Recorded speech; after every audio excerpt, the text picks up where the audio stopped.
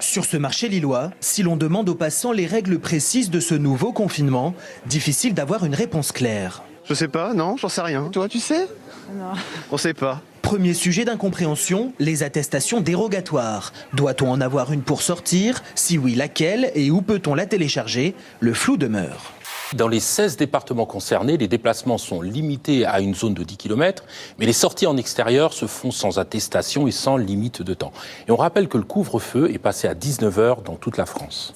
Je fais un petit exercice, je sors de chez moi, je peux aller chez le coiffeur pour faire mes mèches et un brushing, passer chez le chocolatier pour m'acheter des pralines, faire un saut au magasin de cigarettes pour m'acheter des recharges pour mon vapoteur, m'arrêter chez le fleuriste pour acheter un bouquet, bagnoder à la Fnac pour feuilleter les derniers bouquins sortis, m'acheter la dernière PlayStation dans un magasin informatique, mais pas question de mettre le pays en danger en me payant un jean ou en réparant une paire de pompes. Absurde. Absurde. Très bien, Aurélien. Mais le type qui a inventé une attestation pour sortir de chez lui, mais faut le pendre. Quel est le pays le plus heureux du monde, Charles? Pas la France. Je vais vous surprendre, mais non. Pour la 4e année consécutive, c'est la Finlande qui conserve son titre, classement de l'ONU, qui se base sur plusieurs critères. Le PIB, le niveau de solidarité, les libertés individuelles ou encore la corruption. Et le haut du classement reste inchangé cette année. Derrière la Finlande, on trouve le Danemark, la Suisse et l'Islande. La France n'est que 21e, mais petit cocorico, on gagne 2 places.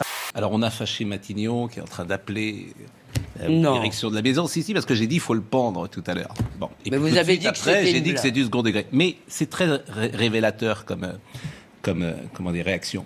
Si les gens de Matignon savaient comment parlent les vrais gens, si j'ose dire, c'est une expression. C'est du second degré. Ça se dit parfois comme ça, faut le pendre, mais évidemment qu'on va pas aller le pendre quand même.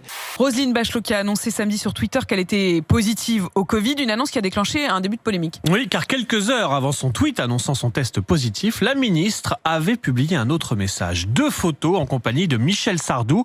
On la voit remettre les insignes de commandeur de la Légion d'honneur et sur les photos, on voit clairement que les distances ne sont pas respectées. Roselyne Bachelot touche Michel Sardou, celui-ci ne porte pas de masque. On m'a refilé cette saloperie en même temps que le titre de commandeur. Je suis commandeur Covid. Bon, c'est plutôt... Je regrette qu'elle n'ait pas été dans la salle des... Je regrette qu'elle n'ait pas été dans la salle des Césars. Oh, pardon. Comment ça? Pourquoi vous dites ça? Parce que comme ça, peut-être, il se serait calmé pendant un mois ou deux, tous ces braves gens. Mais un autre point dans l'agenda de Roselyne Bachelot a suscité des réactions. Vendredi soir, juste avant l'annonce de son test positif, elle assistait à l'Opéra Bastille à une représentation sans public, captée par des caméras en vue d'une diffusion télé. Et là encore, comme le montrent des photos publiées par Mediapart, Roselyne Bachelot a salué les artistes. Certes, elle porte un masque, mais elle est collée, agglutinée avec les artistes. Je ne souhaite à personne d'être malade, comme visiblement le second degré ne passe pas, je ne souhaite à personne d'être malade. Mais si des gens pouvaient être confinés de la parole, par exemple tous ceux qui étaient au César... Faites attention parce qu'on va vous demander que ce soit vous ou moi. Hein, c'est pas grave, on vous le demandera.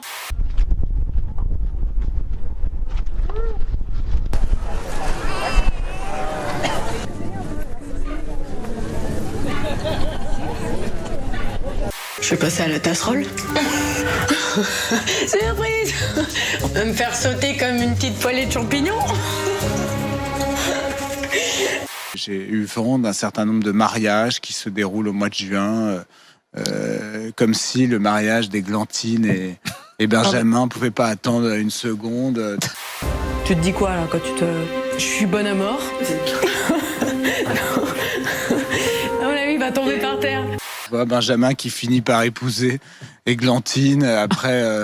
Qui connaît depuis le lycée. Qui connaît depuis le lycée, après 35 cuites qui ont fini par les convaincre que finalement il s'aimait peut-être quand même assez pour mettre au monde Enzo et Kiwi, leurs enfants élevés au quinoa. Tiens-toi droit. Tu rigoles ou pas? Ça y est, c'est parti. On appelle quelqu'un, c'est marrant ça. Qui, ton ex? Non, ma mère. Non, je parlais de ma mère. Une flambée de divorces en Chine, dites donc. Eh oui. En 2020? En 2020, on peut dire oui, je le veux, non pas au mariage, mais au divorce, dont le taux atteint des sommets. Vous le disiez, cette année, en 2001, 8,6 millions de divorces ont été prononcés. C'est presque 2 fois plus qu'en 2019. Alors, la faute en partie aux multiples confinements qu'aurait mis à mal la sérénité des couples, mais ça, c'est un petit peu partout. Ton petit chien te manque pas? Si, il me manque trop. Je te jure. C'est vrai? J'espère que tu pourras le voir bientôt, en fait. On verra. J'espère, en tout cas, je lui ai parlé de toi. Tu lui fais... Alors, normalement, tous les animaux du monde, ils m'aiment. Écoute, si tu lui fais des gratouilles, il va t'aimer. Tu crois? Voilà. Et si ton chien ne m'accepte pas, on fait comment? Eh ben, tu dégages. Il faut quand même faire le distinguo entre les choses graves et le discours de tous les jours. Si on ne peut plus rien dire à une femme parce qu'elle est une femme, je suis désolé, ça c'est sexiste, ça c'est insupportable. Dire d'une fille qu'elle est jolie avec son décolleté, moi je trouve ça plutôt gentil. Oui, pour toi c'est un compliment. Bah oui, tant qu'à faire. D'ailleurs je remarque qu'au niveau décolleté, tu m'as pas gâté aujourd'hui. Hein. Mais parce que je suis pas là pour ça. Tu savais que c'était pour moi. On est entre Loche et Bléré. Ah ouais, ça fait un petit jeu de mots ça, hein, avec sa petite paire de loches, comment ça peut la blairer? Super misogyne, mais bon. Hashtag balance ton porc.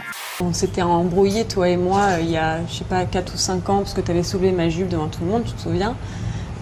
Tu te souviens? Pas du tout. Tu te souviens pas? Et pas du tout. Ah bah tu vois, moi je m'en souviens. Ouais. Donc tu avais soulevé ma jupe, et je l'avais mal pris, je t'avais même, je crois, frappé, ou je sais pas quoi. Tu te souviens pas de ça? Non, pas du tout. Bah, ça, par exemple, est-ce que tu le referais aujourd'hui?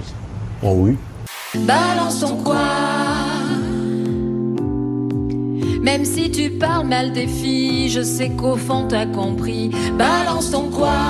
Un jour peut-être ça changera. Balance ton quoi. Ce qui est difficile pour moi, c'est quand on dit que je suis un pot de fleurs. Ah bah le pot de fleurs, ils ont mis un nouveau pot de fleurs. Une fois, j'étais pas là, on m'a remplacée par une plante verte. Ah oui, tout à fait. On dirait un conte de fées. Hein?